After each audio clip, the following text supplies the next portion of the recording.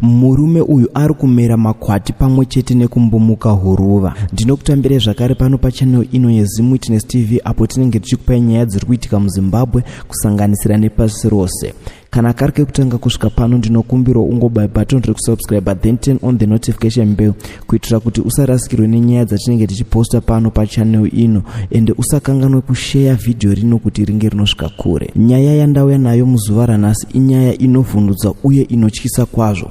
Kunyanya kune vanhu vaya vanoita mabasa ekunyenga vakadzi vevanhu vachiita bonde navo. Ndinongoti kana uri mumwe wevanhu ava vanoita mabasa ekutora vakadzi vevanhu kana varume vevanhu, ibva wasiya nguva ichiripo nekuti hatizive zvimwe mangwana ndiwe unosangana nazvo. So tine nyaya yatafambira tikaita tsvakurudzo kuti tinyatsonzwisisa kuti chii chiri kunyatsotora nzvimbo kumurume uyu. Murume uyu anonzi Thomas Simani ane makore 37 ekuberekwa. Anobva iye kwaSabhuku Dzamire kwaSoswe kumarondera ndokumusha kwake, asi pari zvino ari kugara kuMount Habden. Murume uyu anoti iye ari kukwatuka nekumera makwati mumuviri wose. Anoti iye kana amera makwati anotanga kumbumuka guruva zviya zvekutobuda dust chairo.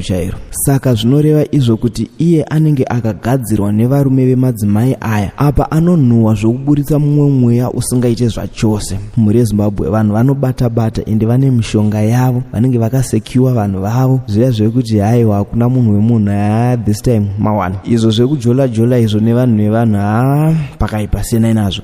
So muri Zimbabwe ndo nyaya yatanga tinayo muzuva ranhasi, nyaya yatafambira tikaita tsvagurudzo kuti tinzwisise kuti chii chiri kunyatsotora nzvimbo pane mukomana uyu anonzi Thomas. So ndokutendai nekuona video rino, musakanganwe kusubscribe, kulike nekushare. Ngatisangane pavideo rinoteera.